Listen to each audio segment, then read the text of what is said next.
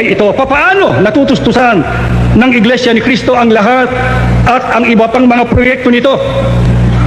Masasabi natin ang Iglesia ni Cristo na nagsimula rito sa Pilipinas, sinimula ng isang Pilipino at itinataguyod ng angaw-angaw ng mga Pilipino, ay tumayo sa kanyang sariling paa. Wala hong tumutustos na dayuhan. Wala hong foreign aid. Sa madaling sabi, ang Iglesia ho ni Cristo ay walang utang kahit nasa ang bangko. Ang Iglesia ni Cristo ay hindi ho nagsasangla ng mga titulo ng lupa para lamang makakuha ng pondo.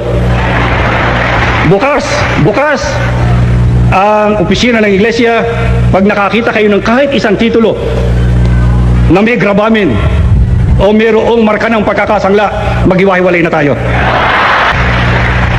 Kaya sa atin walang gigipit na World Bank,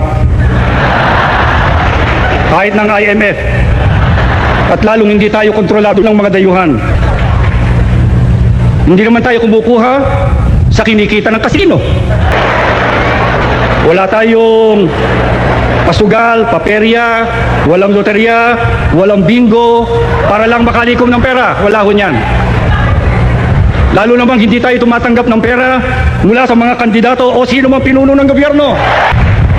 Saan ho nang galing ang salaping itinutusto sa napakaraming proyekto ng Iglesia? Yan po ay sa tulong ng Diyos, ay sa pamamagitan ng voluntary contributions ng mga kaanib sa mga araw ng pagsamba.